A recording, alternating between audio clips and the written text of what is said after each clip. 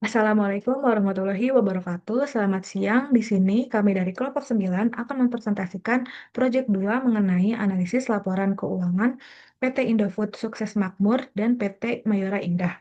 Pertama-tama, izinkan saya memperkenalkan diri. Nama saya Nisyati Naura dengan NIM 104022330176 dan ada rekan-rekan saya Alia Eriwati dengan NIM 104022330200, Ifat Mutia Huwaida dengan NIM 10402230021313, Mutiara Nurhaliza dengan NIM 104022330153, dan Sabrina Eka Selvia dengan NIM 104022300044. Untuk case study analisisnya, di sini kami menghitung return, yang pertama return on investment atau ROI dan profitability analysis. Yang kedua ada prospective analysis, yaitu perkiraan pendapatan untuk 5 tahun ke depan. Yang ketiga ada credit analysis part 1, liquidity evaluation. Yang keempat ada credit analysis part 2, capital structure and solvency assessment. Yang kelima ada equity analysis dan market valuation. Dan yang keenam ada risk management dan financial stability. Nah, di sini yang pertama itu untuk menghitung eh, return on investment ROI dan profitability analisisnya. Di sini ada return on asset atau ROA dengan formula net income dibagi dengan total aset 100, dikali dengan 100%. Nah, di sini PT Indofood ini dia menghasilkan laba bersihnya sebesar 8,8% dari setiap 100.000 aset yang dimilikinya. Ini menunjukkan efisiensi aset yang cukup baik, terutama mengingat skala asetnya yang besar. Nah, untuk PT Mayoranya, dia mempunyai ROA yang menghasilkan 9,11% dari setiap 100.000 aset, yang menandakan bahwa PT Mayora ini dia lebih efisien dibandingkan PT Indofood dalam memanfaatkan sumber daya perusahaan untuk menciptakan keuntungannya. Nah, untuk kesimpulan keseluruhannya, Mayora ini lebih unggul dari sisi ROA-nya. Rasio yang lebih tinggi mencerminkan efisiensi operasional yang lebih baik, yang berarti Mayora ini lebih produktif dalam menggunakan aset untuk menghasilkan labanya. Nah, selanjutnya ini kita menghitung return on equity atau ROE. Untuk formulanya itu net income dibagi dengan total equity dikali 100%. Nah, PT Indofood ini dia mampu menghasilkan 21% dari setiap 100.000 modal sendiri yang dimiliki. Ini merupakan angka yang kuat dan menunjukkan bahwa perusahaan itu cukup efektif dalam mengelola modal pemegang sahamnya. Ah, Untuk PT Mayora sendiri, ini dia menghasilkan 23,43% dari setiap 100.000 ekuitas, yang menunjukkan tingkat pengembalian yang lebih tinggi. Ini mencerminkan efektivitas dalam penggunaan dana sendiri dari potensi return yang lebih menarik bagi investor. Nah, untuk kesimpulan ROE-nya ini, Mayora juga lebih unggul dari sisi ROE-nya. Rasio ini menunjukkan bahwa Mayora ini lebih efisien dalam menghasilkan keuntungan dari ekuitas yang dimilikinya dibandingkan dengan PT Indofood. Nah, untuk kesimpulannya, berdasarkan dari analisis kedua rasio keuangan utama yang untuk mengukur profitabilitas, itu dapat disimpulkan bahwa PT Mayora ini dia memiliki profitabilitas yang lebih tinggi dibanding PT Indofood dengan ROA-nya sebesar 9,11% dan ROE-nya sebesar 23,43%. Nah, Mayora ini dia menunjukkan efisiensi operasional yang lebih baik serta pengembalian kepada pemegang sahamnya lebih besar dibandingkan dengan PT Indofood yang memiliki ROA-nya hanya 2,8% dan ROE-nya 21%. Dan hal ini menunjukkan bahwa Mayora ini lebih optimal dalam mengelola aset dan modalnya untuk menghasilkan laba dan lebih menarik bagi investor dari segi kinerja keuangannya. Selanjutnya akan dijelaskan oleh rekan saya. Selanjutnya, saya Ifat Mutia akan menjelaskan mengenai Prospective Analysis Revenue Forecast for 5 Years. Analisis prospektif adalah proses untuk memperkirakan bagaimana pendapatan perusahaan berkembang di masa depan berdasarkan asumsi pertumbuhan tertentu. Dalam kasus ini, Indofood diasumsikan tumbuh 7% per tahun, sedangkan Mayora tumbuh 8% per tahun. Lalu di sini terdapat tabel revenue projections untuk PT Indofood dan juga Mayora dalam 5 tahun ke depan, yaitu dari tahun 2023 sampai tahun 2028. Untuk membuat proyeksi pendapatan selama 5 tahun ke depan ini, kita menggunakan rumus pertumbuhan tahunan majemuk atau disebut juga compound annual growth. Rumus sederhananya adalah Pendapatan tahun ini dikali dengan 1 ditambah tingkat pertumbuhannya. Dalam kasus ini, kita asumsikan bahwa Indofood akan tumbuh 7% per tahun, sedangkan Mayora tumbuh 8% per tahun.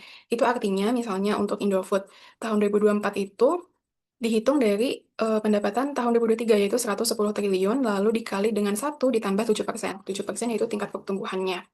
Maka hasilnya menjadi 117,70 triliun di tahun 2024 dan begitu pun seterusnya sampai tahun 2028. Dan berlaku juga untuk perhitungan pendapatan PT Mayora. Dengan pertumbuhan tersebut, pendapatan Indofood diperkirakan naik dari 110 triliun di tahun 2023 menjadi sekitar 154,28 triliun di tahun 2028. Sementara itu, Mayora diperkirakan meningkat dari 85 triliun menjadi sekitar 124,89 triliun dalam periode yang sama. Meskipun Indofood masih memiliki pendapatan yang lebih besar secara nominal, tingkat pertumbuhan Mayora yang lebih tinggi menunjukkan potensi untuk berkembang lebih cepat dari tahun ke tahun. Selanjutnya, di sini ada Credit Analysis Part 1 Liquidity Evaluation.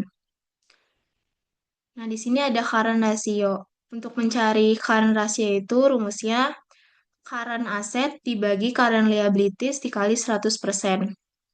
Karena di sini current rasionya sudah ada, jadi kita tidak perlu menghitungnya.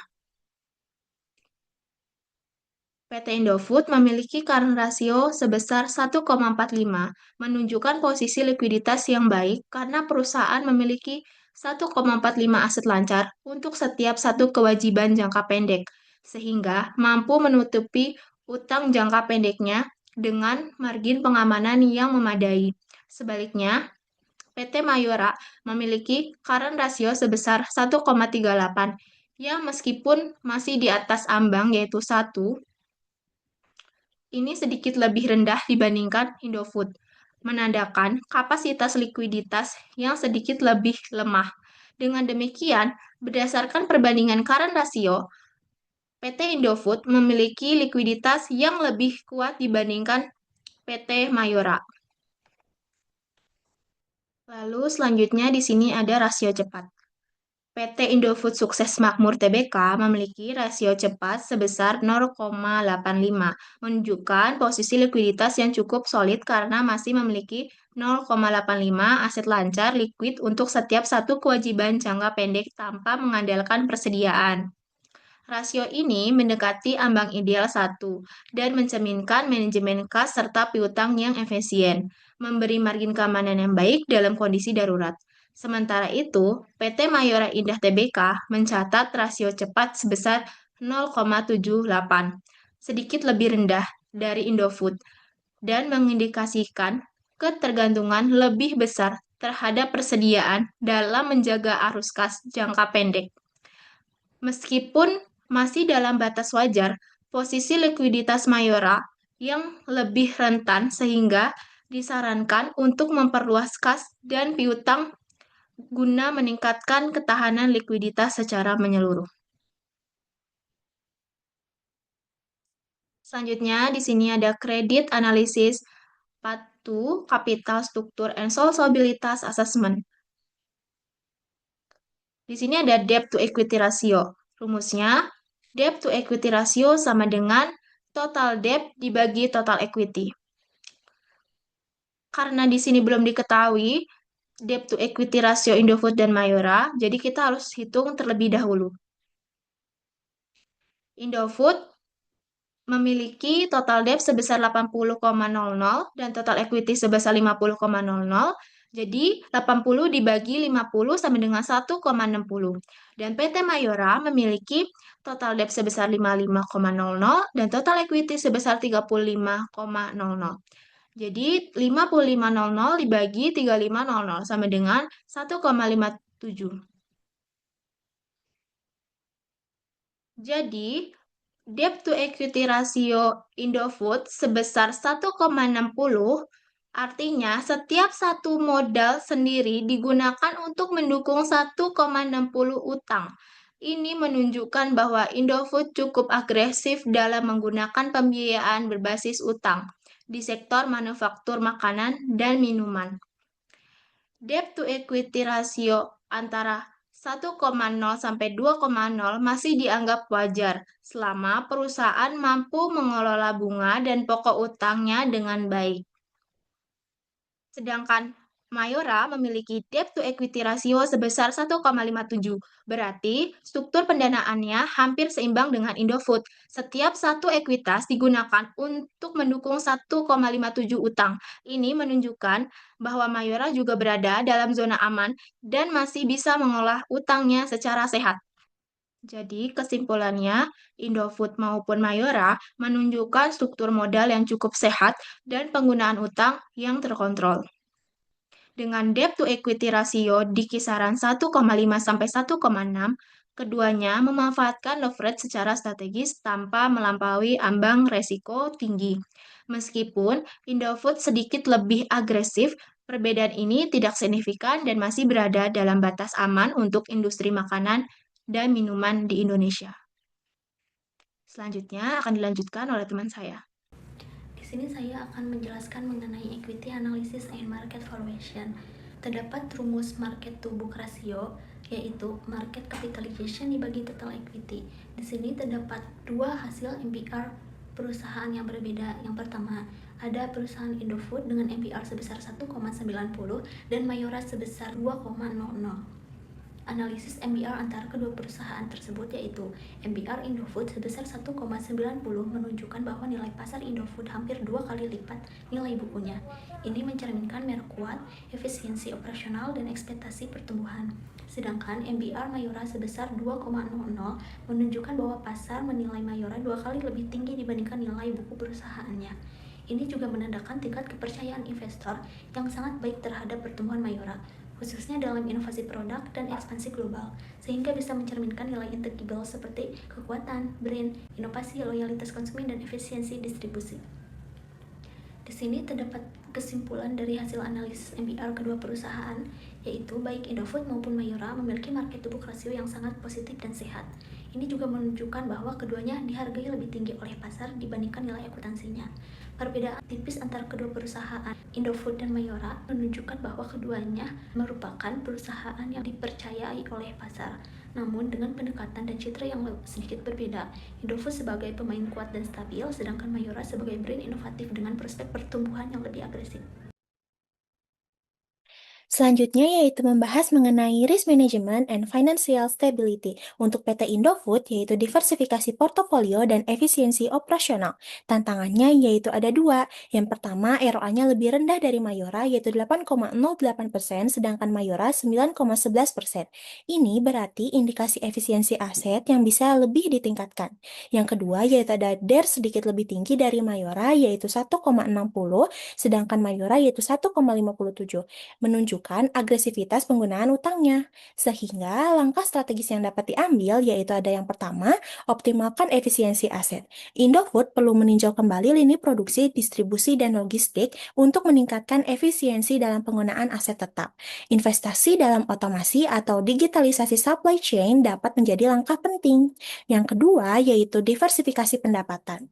Meskipun skala besar, Indofood terlalu bergantung pada lini produk utama seperti Indomie dan agribisnis. Perluasan ke segmen makanan sehat, makanan organik, ataupun produk ekspor premium dapat memperkuat ketahanan pendapatan. Dan yang ketiga yaitu perbaikan manajemen utang. Walaupun DER-nya masih dalam batas wajar, Indofood harus menjaga struktur utangnya tetap stabil, terutama dengan meningkatkan porsi pendanaan dari laba ditahan atau ekuitas ketimbang utang baru.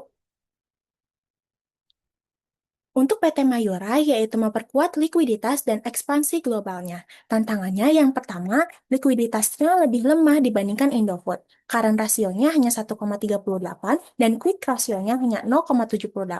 Skala aset dan pendapatannya lebih kecil dibandingkan Indofood. Sehingga langkah strategis yang dapat diambil yaitu yang pertama, memperkuat modal kerja. Mayora perlu meningkatkan cadangan kas dan aset lancar, misalnya dengan efisiensi piutang usaha dan perputaran persediaan untuk meningkatkan rasio likuiditas. Yang kedua yaitu ada ekspansi global lebih agresif. Dengan kekuatan brand seperti Kopiko dan Torabika yang sudah dikenal di luar negeri, Mayora dapat meningkatkan skala operasi melalui joint venture, kerjasama distribusi, atau pendirian pabrik luar negeri. Dan yang ketiga, inovasi produk dan riset pasar untuk mempertahankan keunggulan profitabilitasnya. Mayora Mayora harus terus berinovasi sesuai tren pasar, misalnya produk rendah gula, bebas gluten, atau plant-based food. Nah, kesimpulan yang dapat diambil dari studi ini, yaitu studi ini menyimpulkan bahwa Mayora lebih unggul dari sisi profitabilitas dan valuasi pasar, sedangkan Indofood menunjukkan likuiditas yang lebih kuat. Walaupun keduanya memiliki potensi pertumbuhan, strategi keuangan dan operasional harus disesuaikan dengan kekuatan dan kelemahan masing-masing. Indofood perlu fokus pada efisiensi dan pengurangan utang, sementara Mayora harus menjaga pertumbuhan cepatnya dengan memperkuat posisi likuiditas.